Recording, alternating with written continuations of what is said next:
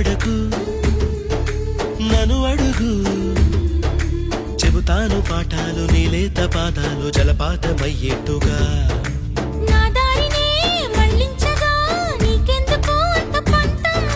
మంచేతిలో ఉంటే కదా ప్రేమించడం మానటం